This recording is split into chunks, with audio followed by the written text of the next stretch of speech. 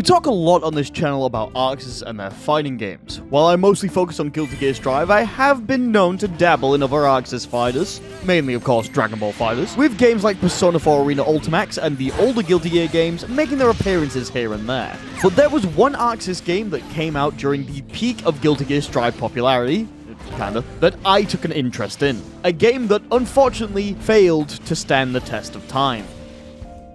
DNF Duel is a niche fighting game developed by Arc System Works and A-Ting, with backing from the developers of Dungeon Fighter Online, Neopol. It was released on the 28th of June 2022 to moderate success for a fighting game, achieving a peak player count of 12,000 players on Steam, which is honestly pretty good. However, it didn't keep that player base and quickly fell off. With the lack of players, lack of developer support, and dwindling tournament scene, DNF Duel ended up being somewhat of a joke in the fighting game community. A cheap punching bag that anyone could take swings at in order to seem funny. Was it deserved?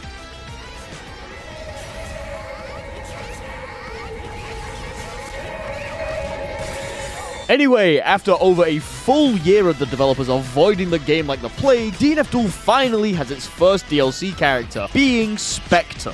Alongside the new Season Pass and DLC, the game was given a bunch of updates to characters and universal mechanics, which we will get onto later. But first, let's talk about Spectre.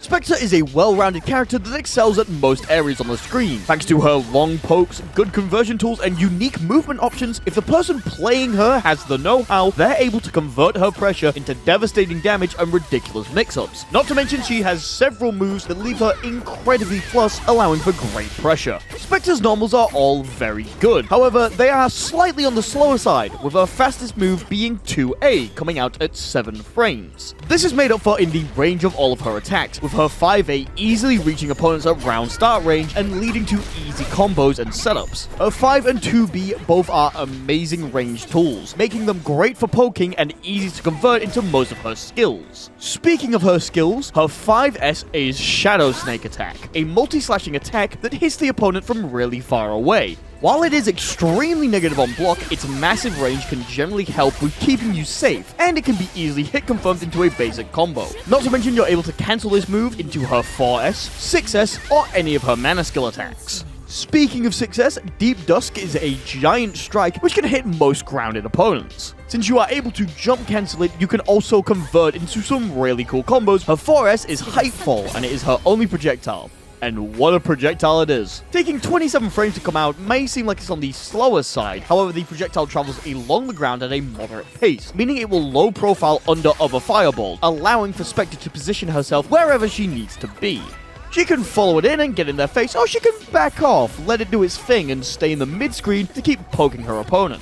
This is also the special that you get if you do 5S in the air, and it causes her to fly backwards, creating space. A 2S is Double Shot, and it's a pretty standard anti-air / knock-up tool, being used for basic air combo conversions and catching opponents out of the air. Very nice, but nothing that isn't really that crazy. Apart from her massive fucking normals, Spectre doesn't have anything so far that makes her stand out from the rest of the cast. In fact, her massive normals are generally par for the course with a lot of characters in DNF Duel. So what is it that makes Spectre noticeable? Holy shit, is that grapple hook? This is her jumping skill move, known as Booze. Okay. It's a grapple hook that allows you to move in one of 8 directions in the air and allows you to have access to 2 new skills. If you do any direction that isn't directly upwards, you get Rusty Nail, a horizontal slash that sends the opponent down. However, if you do an upwards direction, you get Hangover, a downward slash that allows for possible corner loops. So we got Booze that if you go too high gives you a hangover. And Spectre does talk about alcohol in some of her win quotes. Is Spectre an alcoholic? This is easily the coolest thing about the character, allowing for some unique mobility and combo potential, which looks really sick and are actually quite technical and hard. DNF doesn't have the easiest combos I've ever done in a fighting game, but I wouldn't exactly refer to them as hard. Even the hardest combos can generally be nailed down by most players in a few days, if not weeks. However, after trying to do Spectre's Booze combos, I can say that they're generally pretty hard to pull off consistently.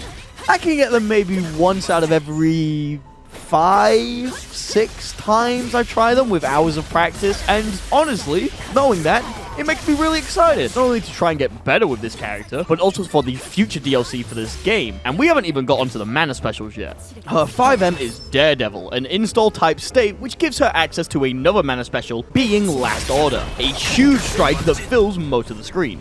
It causes a crumple state for grounded opponents, and it juggles into a knockdown on air hit, as well as launching the opponent with an OTG hit, allowing for more combo conversions. Last Order is a great move which adds to her combos and conversion ability, taking basic combos and amplifying them to greater heights. Her 623M is a parry known as Wildflower. It causes a hard knockdown and gives Spectre a lot of frame advantage, even enough to activate Daredevil for a free charge of Last Order. And if you land the parry while the opponent is in the corner, you can get a full corner combo. If your back is to the wall, you can also OTG the opponent with Last Order. It's not exactly better than a DP, but it can lead to some really cool combos and situations. 236M is Shaker Blast, and it is a great combo tool that is able to pick up opponents from over half screen, and it vortexes them in, leading to a full combo. It is extremely easy to confirm into, however, if you mess it up, you are negative 15, and you can pretty easily be punished. You know what isn't punishable though? 214M is Bleeding Pain, and it's a spinning projectile that leaves you at plus 30 when the opponent blocks the attack, and leads to a juggle effect on hit. A great tool to set up mix-ups as well as comboing into your super. Finally, her air mana special is Catharsis, an attack that causes Spectre to plummet to the ground, leaving a swirling vortex around her. It's used in a lot of her air combos and corner loops, and can be used to mess with the opponent's anti-air timing, not to mention it leaves you an extremely nice plus 15 on block,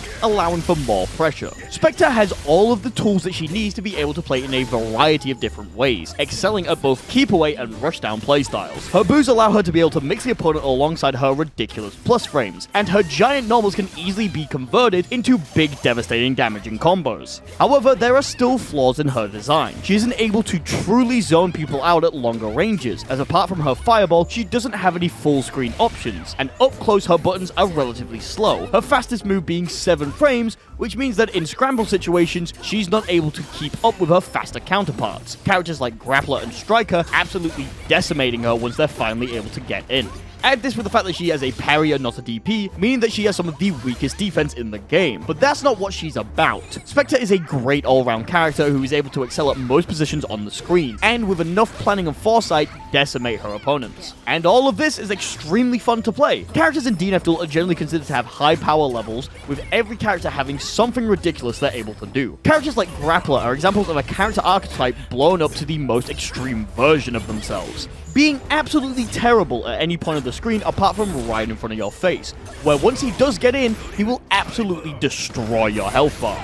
Then we have more unique characters who don't cleanly fit into archetypes. Characters like Inquisitor being all about locking your opponents down and breaking their guard with multi-hitting special moves and ridiculous guard damage, which converts into absolutely rinsing your health bar until there's nothing less. Or Enchantress, who is a piece of shit. What the fuck is this? Spectre seems to fit into the second type of character category. With her long buttons, amazing combo conversions, and potential for mix-ups, she holds her own unique place on the roster, being able to do it all at the cost of having every other character in the cast do something slightly better than her. Haruki is good, but it's hard to execute, takes mana to set up, and takes executional skill to be able to make the mix-ups ambiguous. Not to mention that most of them can simply be avoided by holding the guard button. She has amazing combo conversions, however her best combos require the use of pre-planned moves that must be set up in advance if she wants to use them in a combo, or she needs to be in the corner to get the most satisfying loops. She can zone with her amazing buttons, however if you stand up full screen or even crouch past half screen, some of her buttons will whiff over your head. She's very fun and requires a lot of technical skill and planning to get the most out of her kit, and it's extremely engaging. I really like her addition, and I think she's very fun.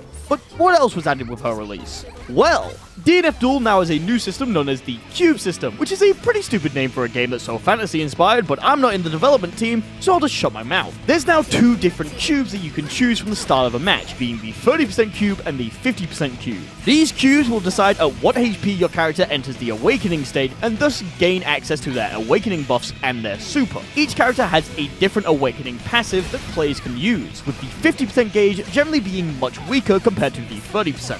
For example, Dragon Knight's Old Awakening stats have been moved from the 30% cube to the 50% one, and now when you choose the 30% cube, you are able to cancel your grounded mana specials into Summon Astra, and cancel your Dragon Punch into Flight, leading to some very silly looking combos. Every character also got a laundry list of changes, with most of them being buffs, with things like more cancelable normals and better properties on their attacks. The developers also added a universal mechanic known as Indomitable Spirit, which causes you to take less push block while blocking in exchange for taking white damage to your health bar. This also allows characters like Grappler to use conversion more, as he notoriously just doesn't get white health from blocking while in Awakening, which is a nice change.